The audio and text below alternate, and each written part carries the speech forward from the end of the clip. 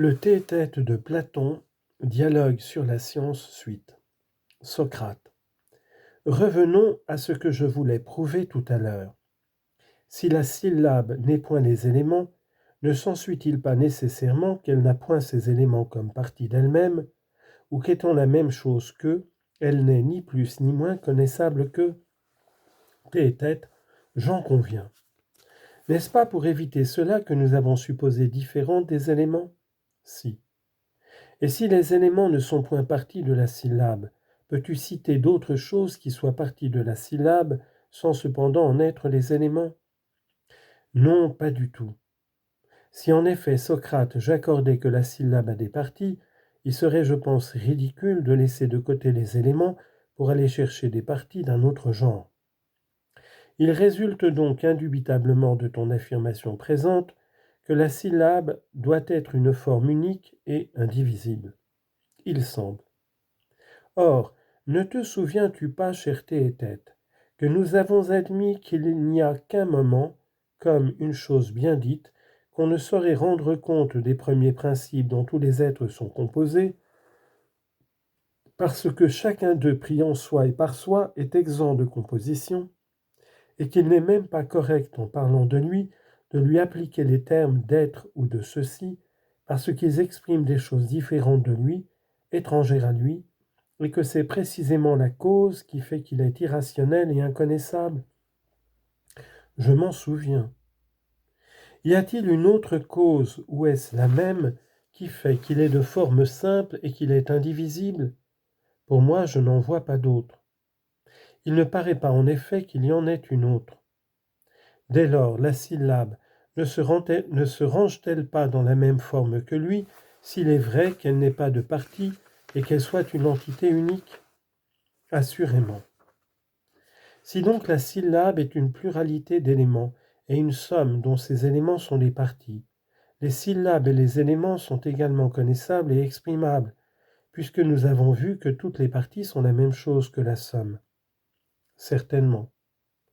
Si au contraire la syllabe est une et indivisible, la syllabe et l'élément sont également irrationnels et inconnaissables, car la même cause produira sur eux les mêmes effets. Je n'ai rien à dire là contre. Nous n'admettrons donc pas qu'on dise que la syllabe est connaissable et exprimable, mais que l'élément est le contraire. Il ne le faut pas si nous nous en rapportons à l'argument.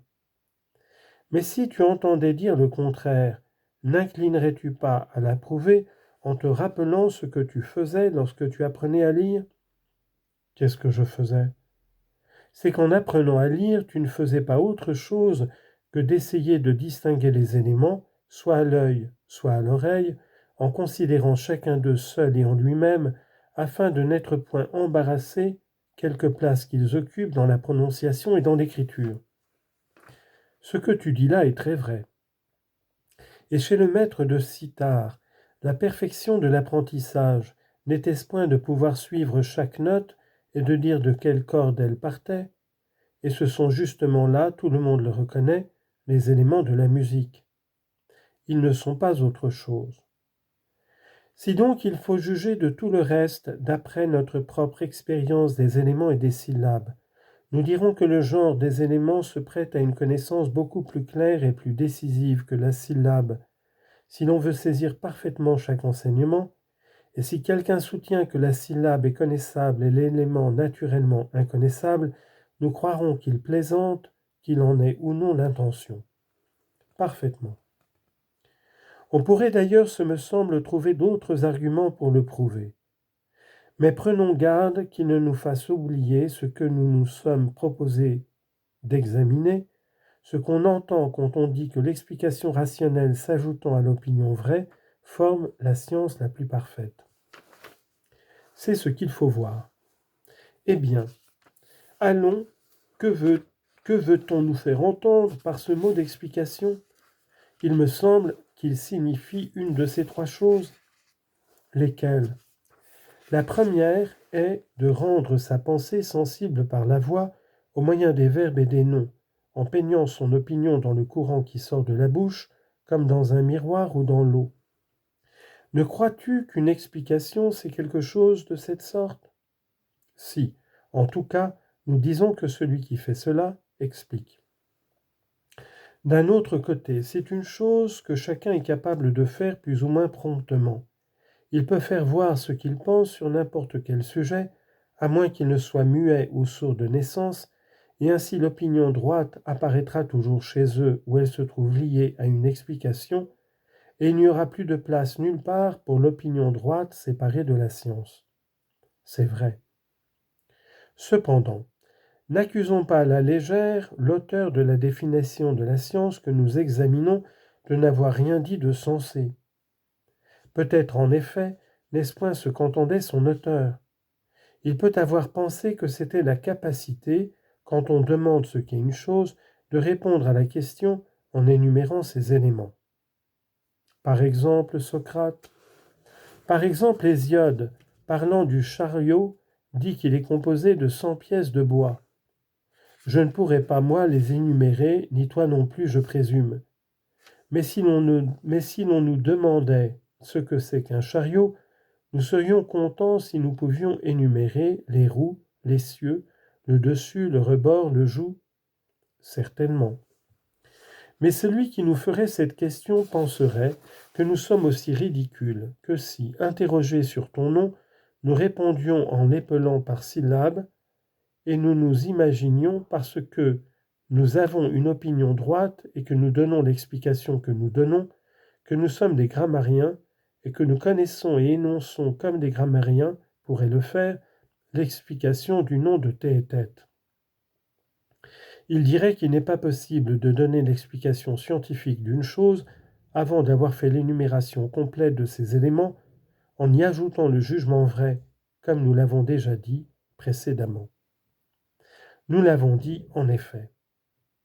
Il dirait de même qu'à la vérité, nous avons une opinion droite sur le chariot, mais que celui qui peut en décrire la nature par ses 100 pièces et qui joint cette connaissance au reste a ajouté l'explication rationnelle à l'opinion vraie et a substitué à la simple opinion la compétence technique et la science en ce qui concerne le chariot, parce qu'il a décrit le tout par ses éléments.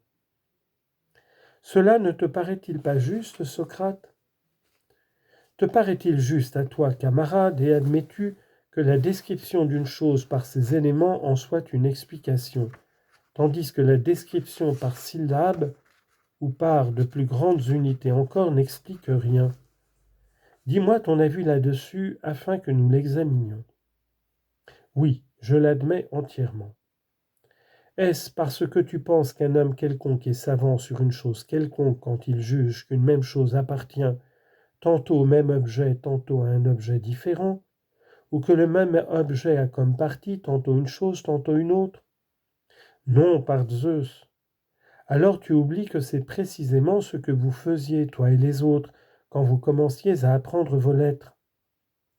Veux-tu dire que quand nous pensions que tantôt une lettre, tantôt une autre appartenaient à la même syllabe, et quand nous mettions la même lettre tantôt dans la syllabe où elle devait être et tantôt dans une autre? C'est cela que je veux dire. Alors par Zeus, je ne l'ai pas oublié, et je ne tiens pas pour savants ceux qui commettent ces méprises. Eh bien, quand quelqu'un qui est dans le cas où vous étiez alors, voulant écrire T et tête, pense qu'il doit écrire et qu'il écrit T et que voulant ensuite écrire Théodore, il pense qu'il doit écrire et qu'il écrit T et dirons-nous qu'il sait la première syllabe de vos noms? Nous venons au contraire de convenir que celui qui est dans ce cas ne sait pas encore. Alors rien empêche-t-il le même homme de faire de même quant à la deuxième, la troisième et la quatrième syllabe? Non, rien. Est-ce alors, connaissant le mot entier par ses éléments, il écrira T et tête avec opinion droite quand il écrira le nom dans l'ordre voulu? Évidemment oui. N'est-il pas encore selon nous dépourvu de science, bien qu'il ait l'opinion droite? Si. Il a pourtant l'explication rationnelle de ton nom avec l'opinion juste, car en écrivant, il savait l'ordre des éléments, qui en est, nous l'avons reconnu, l'explication. C'est vrai. Il y a donc, camarade, une opinion droite avec explication rationnelle qu'on ne doit pas encore appeler science. Cela se pourrait bien. Nous ne sommes donc devenus riches qu'en songe, à ce qu'il paraît, en croyant tenir la plus exacte explication de la science. Ou bien faut-il attendre encore avant de la condamner? Peut-être en effet n'est-ce pas la définition qui doit être adoptée, mais bien la dernière de ces trois formules, dont l'une, disions-nous, devait être donnée comme définition de la raison par celui qui définit la science, une opinion juste accompagnée de raison.